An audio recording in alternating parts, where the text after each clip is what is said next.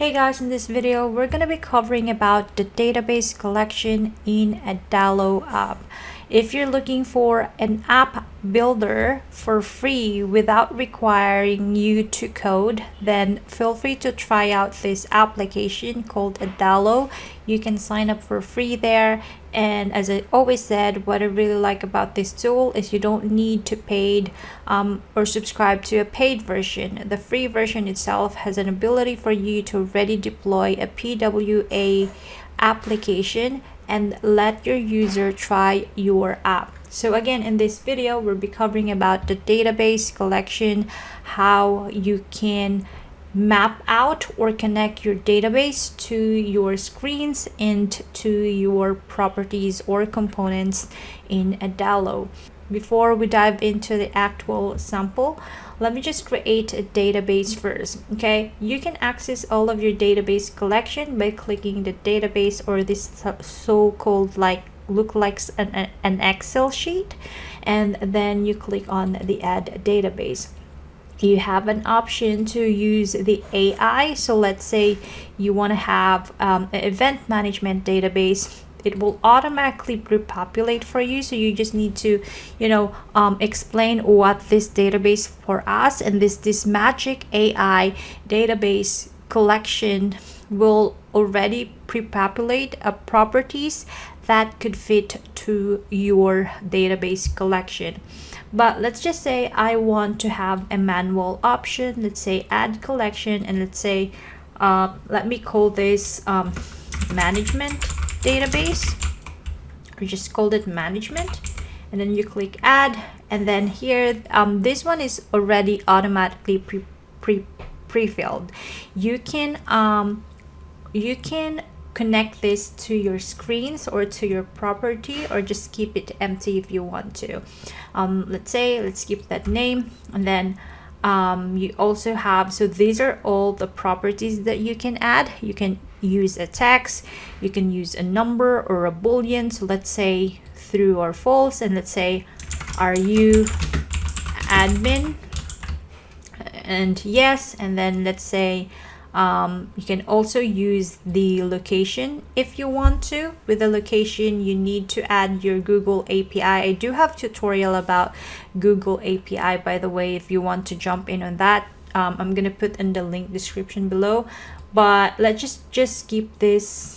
I'll just remove this because I believe this one is using a paid version. I'm using a free trial right now, but as I always said with you guys, the free version itself is already enough for you to deploy an application. Okay, if you're fine with PWA, if you don't want to publish your app into Apple Store or Google Play, the free version itself is already enough for you to try this. Okay, and let's say I'm gonna add another option here. Let's say a date. You can also do that. And what I really like, so let's say starting member date. Okay, and there's also a good feature in the database called relations. So let's say you want to connect this database to your existing database. So let's say this membership, you also want that to connect to the participants' details. You have either an option whether you want it to be like how it is set up accordingly. So if you choose management, like this option, only a participant, I'm going to show you how this works shortly. But yeah, you can pick any of these options in here. So let's just say this one and this one. Okay. Anyway, so let me just jump into the actual tutorial so it makes sense to you. For example, let me just remove this now. Manage map. I spelled it wrong. So what I did here in the application is I created a simple list, and then I make this list visible only for the user that is the support worker is true. So under the user, if you click this user database, I set up something here, a boolean, like if you are a support worker, you click that as true. So as again, I don't want to see this screen to the management. I only want this to be seen by a support worker. That's why I added a visibility criteria in here. So this is only visible to a user that is a support worker, which is true. And then under the participants list or a simple list, I set up something. So I want to pull all the data of the participants and filter only the participants that is assigned to that user. Okay, if we jump into the participants, let's jump into the participant database. And by the way, I added the user as the relation of this participant. So I'm going to click these 5 records in here. So these are like mapping this just blurring this out other participants because those are actual participant. But for example, this one, Jan Doe, I can actually remove this assigned worker. This is not necessary. But what I did here in the participants user is I pick the following, like many participants, many user. So I pick this option because you can assign many participants to a different users as well.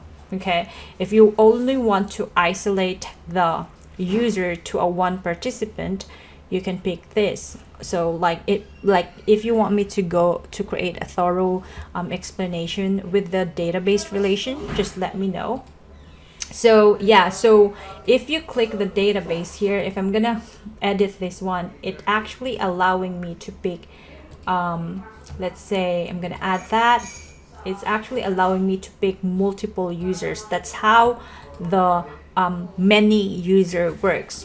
Okay, so yeah, so what I did here in the simple database is I selected the list called participant. I selected the participant database, and then I only filter. What I only want is I only want to show the participant that is assigned to this user. So and as you noticed in the database that I showed to you, which I blurred it out, there's a lot of participants out there. So I'm gonna go back to the user, and let's just make this back to the let's just log into this user.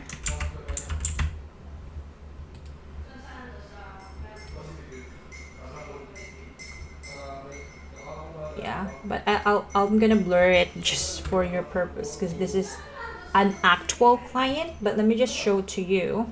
So with this database, there are total of like 5 records. So there are 5 clients, but when we log in as this email address, he only see one client because there's only one client, there's only one participant assigned to him. Let's go back to this person. So if you go back to the user and select this person, there's only one participant assigned to that client. If we click check my schedule, you can see all the schedule associated to that client. So yeah, hope that works.